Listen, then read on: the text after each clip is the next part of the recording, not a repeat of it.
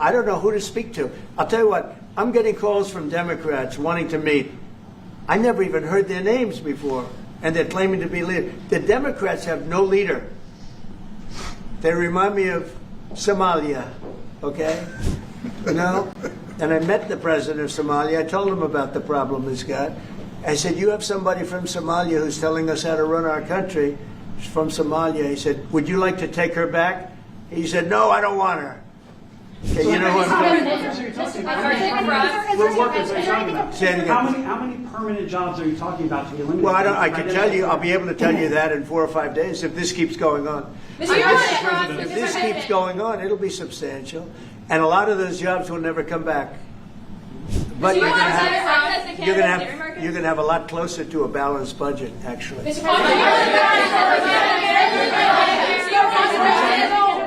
there anything the Prime Minister has done that's making it more difficult to reach a deal? Say it? Is there anything that the Prime Minister has done that's making it more difficult or easier to reach a deal? No, I think he's a great Prime Minister. I mean, he could represent me anytime. I will tell you, I'm not saying that because... No, he is very strong, very good leader. He's a nice man, but he can be nasty. He can be very nasty. Maybe as nasty as anybody. How? I think Canada, let me put it this way, I can tell you this because I deal with lots of leaders all over the world.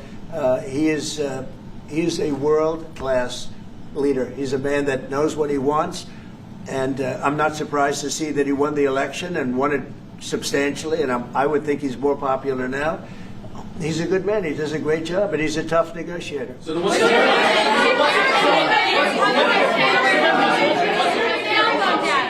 what's holding things up? If he's a great man and you want to do a deal with Canada, why aren't you?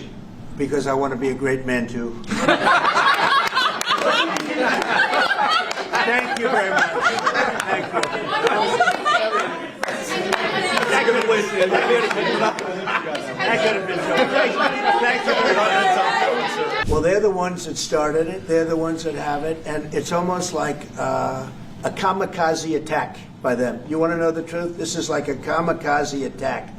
They almost, you know, they have nothing to lose. They've lost the elections. They've lost the presidential election in a landslide.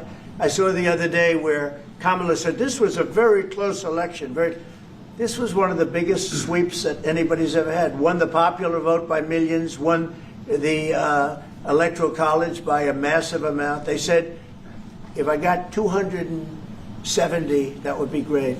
But I got, I think, 312 or 315, and they got 220. So, you know, we won that. But we won counties. The big thing is counties. So out of all of the counties, thousands and thousands, we got 2,500. They got 525. It was a landslide. And we listened, oh, yes, it was close.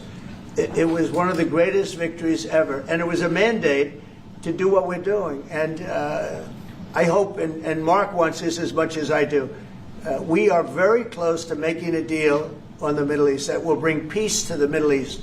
After all of these years of millions and millions, tens of millions of people being killed, there's a chance to bring peace to the Middle East.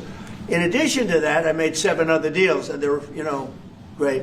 And we're, you know, things are happening with respect to Russia, Ukraine. That's one that last week, Mark, 7,812 people were killed. Soldiers, mostly soldiers. But 7,000, more than 7,000, almost 8,000 soldiers were killed. It's a crazy thing. I thought that would have been one of the easy ones. I get along very well with Putin, and I thought that would have been, I'm very disappointed in him because I thought this would have been an easy one to settle, but it's turned out to be maybe tougher than the Middle East. We'll see what happens with the Middle East.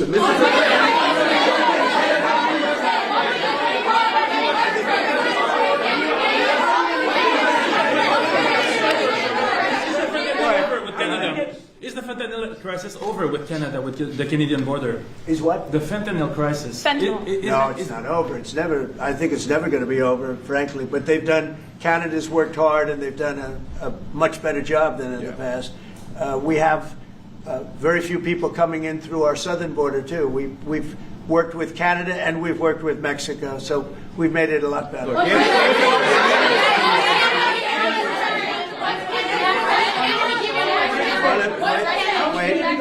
on fentanyl, any amount is too much. So we've gotten it down. It's down substantially. It's less than 1%, but it's still too much. It's too much at home in Canada. A lot of people. Yeah, we got to On stop Russia, it. Mr. President.